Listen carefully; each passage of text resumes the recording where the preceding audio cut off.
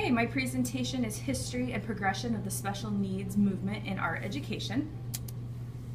My 3 articles I covered for my lit review. Article 1 was Giving Students with Special Needs Something to Talk About, and it basically was an experiment with a pathologist, a behavioral specialist, and a teacher of students with developmental delays, and how each teacher found a dramatic change in the students once they used art in their classrooms.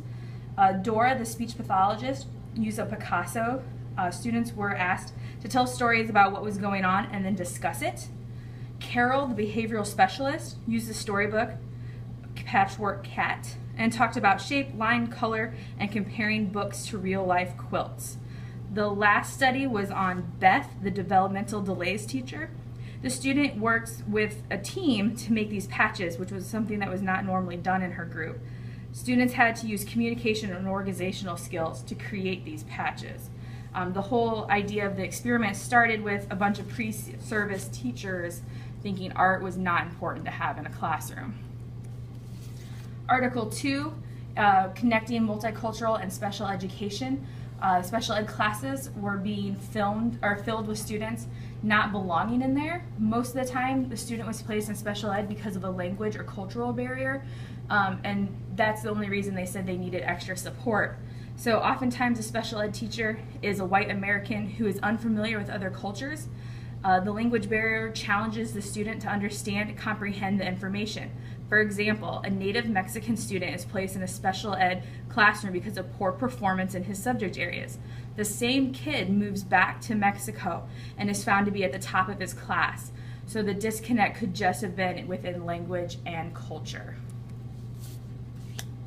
The last article I read was Art Education and Disability Studies. Victor Lowenthal had paved the way for art and students with special needs at this time in about the 1930s. The art classrooms were found to be the first place to try out inclusion. Proving that students with disabilities were important learners, he used elements and principles of design to get the concepts across. The idea of inclusion came, and the art room was the first place that they felt safe to put students with special needs. The summary of my findings, Article 1 boils down to the fear of the unknown is what holds us all back. With a little bit of training, that group of teachers was able to teach an art lesson within their classroom very successfully. Article 2, looking at the entire student and not just their struggles. What limits a student could be easily corrected if we are to meet the student where they are via appropriate assessments. Article 3, Place for Inclusion. Art isn't easily seen as a place of cross-curricular activities, which leads to a natural placement for inclusion.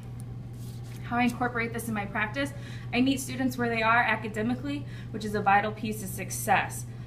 With little or no elementary skills, some of my students have to start at a different level than I would like them to, but that's where they are. So I may be teaching a middle school lesson to first-year high school students.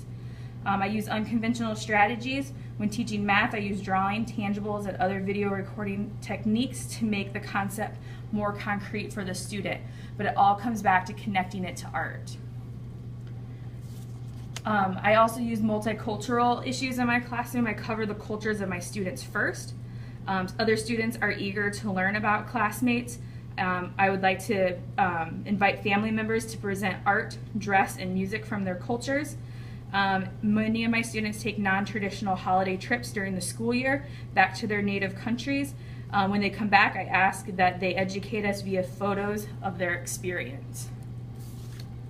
Making adaptations to my students to find success is another way I put this in my practice. I always plan a backup lesson or troubleshoot if possible.